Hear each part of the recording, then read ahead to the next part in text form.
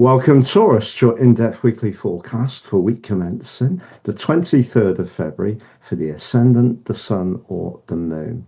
Going to share with you the big themes of the week to begin with, then unpack the event chart on screen, always influential as a backdrop for the whole 7 days. I'll then go through those influences frame by frame to give you a clear picture of what you can expect this week in terms of your relationships, your finance, your energy, but also your career. I'm astrologer Patrick Arundel. A very warm welcome. If you've yet to subscribe to the channel, please help it to continue to thrive and do so now. Now, Mercury goes retrograde on Thursday, and that undoubtedly will get a lot of the cosmic headlines. But it goes retrograde for you in a part of your chart to do with your connections to others through groups, friendships. And Mercury retrogrades have a reputation for causing mischief, cross wires, misunderstandings. So what's going to be the impact of that this week? But also in terms of your ruler, Venus, she forges a stunning link to Jupiter, the planet of fortune, right at the start of this week, which is really helpful. But we do have a quarter moon too on Tuesday. And for you, it occurs in the part of your situation to do with everyday money. What's the significance of that? And the mighty Mars right at the top of your chart and has given you an opportunity over the last 5.5 weeks to be more assertive about your professional hopes. Well, that does forge a very testing right angle this week to the restless energies of Uranus in your sign, and that can cause mischief itself. So on the screen is the event chart, and as ever, it's always important to look at the planet which is most northerly, and that actually is Pluto. So Pluto is very much about transformation, and full time since November 2024, it's been asking you to think about your role in the wider world. Now, at the start of this year, we had that big cluster of energy in Capricorn, your sister Earth sign. And for you, that was very much prompting you to expand your experience, do things a bit more off the cuff. The host Capricorn is about having some kind of tangible outcome, but if you did experiment at that time, it may have created excitement. More recently, that cluster of energy moved into Aquarius, and that is just coming to an end, and that was very much about your professional prospects, raising your profile, feeling that you're respected, and at the heart of that has been Mars. So you can see Mars in that 10th house, very much about your connection to the world. And Mars in the 10th house can give us more confidence and more ability to strut our stuff in a more self-assured way. But just before Mars moves next week into the water sign of Pisces and finally completing that moving cluster of energy in that sign, which you can see is shaping up, it does clash this week with Uranus. And if we think back over the last 7 years, apart from those 4 months last year when Uranus darted into your sector of everyday money, Uranus has been pushing you to step outside your comfort zone. Your natural inclination to stick with what feels secure and safe has been part of Uranus's energy. It's been asking you not to be so dominated by that.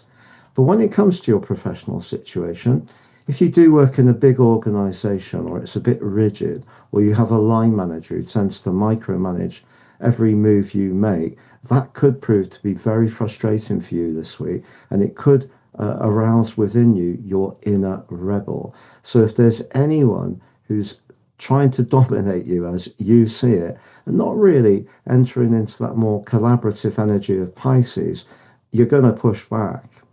And what this energy in Pisces is going to do, particularly once Mars arrives on the 2nd of March, is ask you to think long term. So even though Mercury does go retrograde on Thursday, right through to the 20th of March, if there's something you're very clear that you want to achieve, don't let that Mercury retrograde knock you off track.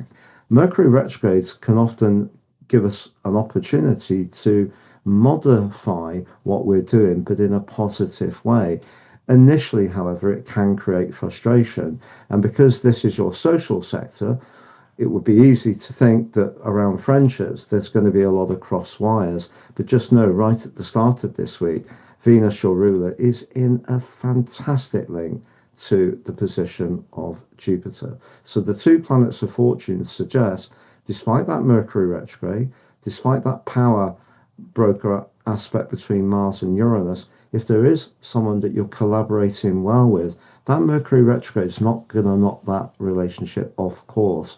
And indeed, right at the start of Monday, the moon in your sign, which is exalted, loves to be with you, actually interacts with Venus. So there's a mutual receptivity. Venus rules your sign. And also, you can see, forges a lovely link with Jupiter. So right at the start of this week, as long as there isn't that kind of battle of wills going on, and you are working in a collaborative way with someone, can actually create some very sweet music, I think. But on Tuesday, we do have a quarter moon, and it's in Gemini. The moon doesn't really know what to do with itself in Gemini, but for you, it represents everyday money. So that amplifies that part of you that does like to know where you stand, particularly around life foundations. So how will that feel for you? Well, if there is someone around you who tends to take your goodwill somewhat for granted, that could show up, but you might think it's to do with the Mercury retrograde. The quarter moons are very influential. They happen twice a month. All the dialogue and narrative is always about the full and new moons, but interspersed between them is that quarter moon. Now, what's confusing when you look at the sky, the moon looks like it's a half moon, but that is actually a quarter moon if you've ever seen that with your naked eye. And that quarter moon just suggests the moon will be in your second house. If something about your long-term plan isn't quite feeling right around the financial side of things, maybe that's what that Mercury retrograde is going to ask you to rethink. But just know towards the end of this week, Mercury is going to, as it retreats, is going to meet your ruler Venus in an exact conjunction. So the chance for a reunion with a friend or getting together with a group of people that you get on well with, despite the Mercury retrograde, is very strong. Also, by the end of the week, the Sun has moved forwards and combines with the North Node. And because Pisces is very much about instinct and being in touch with our senses, and not just looking at things in a very grounded, practical way, which you would do, being in touch really with our hunches. So even though Mercury retrograde might create a little bit of mischief and crosswires over the next few weeks, I think as long as you're pretty in touch with your hunches, as far as that direction of travel is concerned, your long-term plan, your relationship even, if there is someone that you're getting on well with this week, with Venus in that delicious link with Jupiter at the start of this week, you could be sharing sweet nothings. If, however, you're in a relationship where you feel the other person wants to in some way control you, the chances are you're going to push back in a very powerful way. And therefore, the Mercury retrograde to you could seem like you need to reset your future. So that makes sense, really, doesn't it? But if you're really up for the challenge as far as your work is concerned and prepared to work in a collaborative way, link out with people, build up your alliances, I still feel there's a lot to like about this week. But of course, we did have that exact conjunction between Saturn and Neptune last week, and that occurred in your 12th house. What came up for you? Neptune could dissolve some things. Saturn may inhibit in some ways or make you more conscious around issues about trust.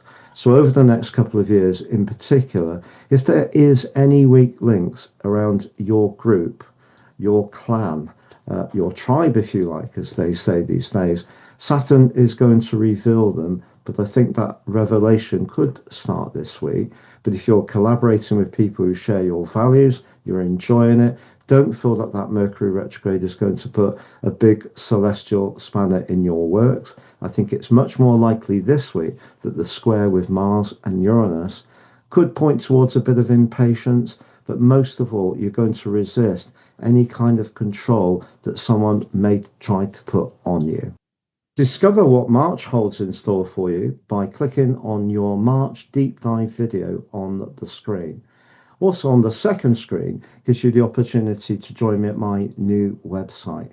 There's lots of exciting information. It's not generic like a lot of horoscope sites are. It's all written very much from the heart, and it would be great to have your company. And if you've yet to order your personal horoscope forecast and life roadmap combination at 50% off, if you get the Natal version, please apply Astro 26 at the checkout and you'll get that 50% off. If you'd like to understand your soul or karmic version, the draconic option, please add at the checkout Draco 26.